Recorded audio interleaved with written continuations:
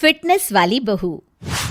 चंद्रनगर गांव में सुगना अपने बेटे रमन के साथ रहा करती थी।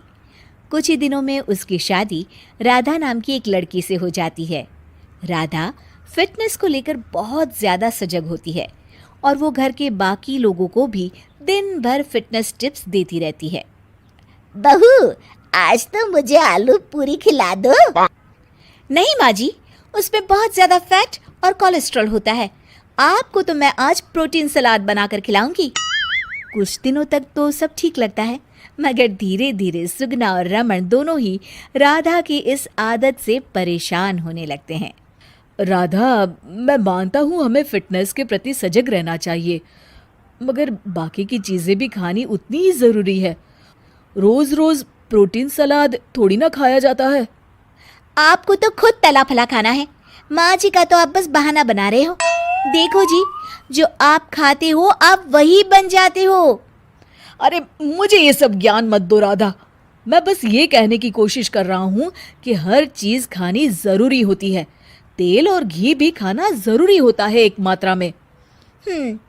खैर, तुम नहीं समझोगी। कुछ दिनों बाद तीज आने वाली होती है और सुगना अपने दोस्तों के लिए तीज पार्टी रखती है। अरे बहू, आज तीज है और मैंने कुछ सहेलियों को खाने पर बुलाया है। कुछ अच्छा सा उन सब के लिए पकाना। ठीक है माँ जी। शाम को सुगना की सब दोस्त आ जाती हैं। सुगना सबको अपनी बहू से मिलवाती है।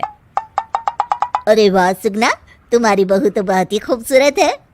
सिर्फ खूबसूरत ही है या गुनी भी? अरे नहीं नहीं, मेरी बहू बहुत ही संस्कारी है। घर का सारा काम भी खुद करती है। थोड़ी देर सब गप्पे मारते रहते हैं, फिर राधा टेबल पर खाना लगा देती है। खाना लगा दिया है मैंने, आप सब खा सकते हैं। सब लोग टेबल पर आते हैं। अरे ये सब क्या है?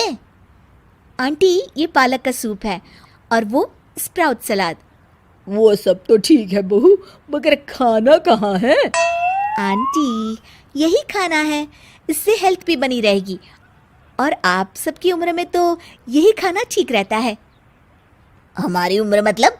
अरे हम कोई बुढ़िया थोड़ी ना हो गई हैं। अरे ओ सुगना, अगर खिलाना ही नहीं था तो हमको बुलाया ही क्यों?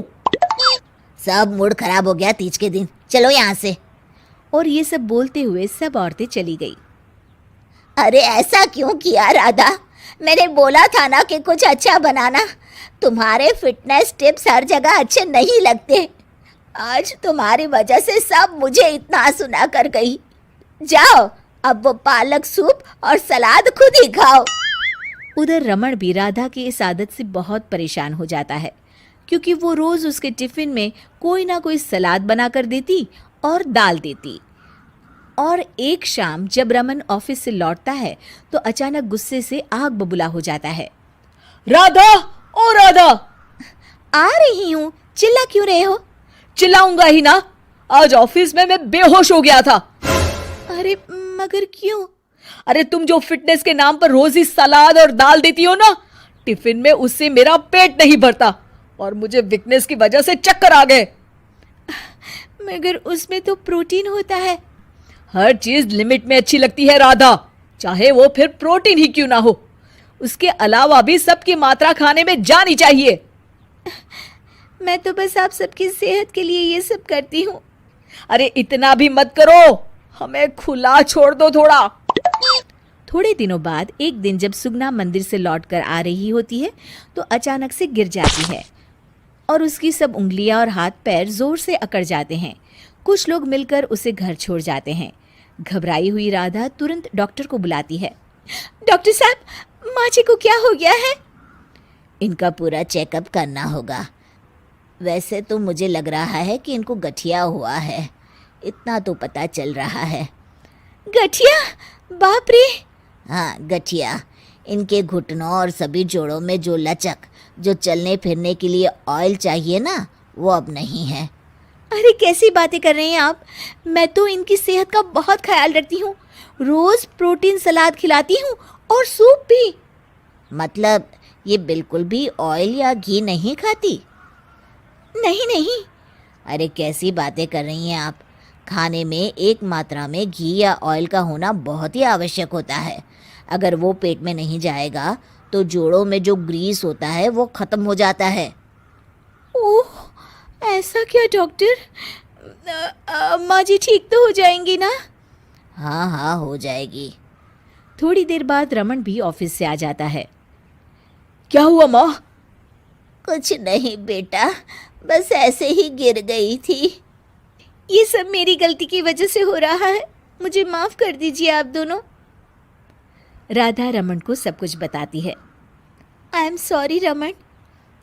अति हर चीज की बुरी होती है राधा, इसलिए मैं तुमको बार बार बोला करता था।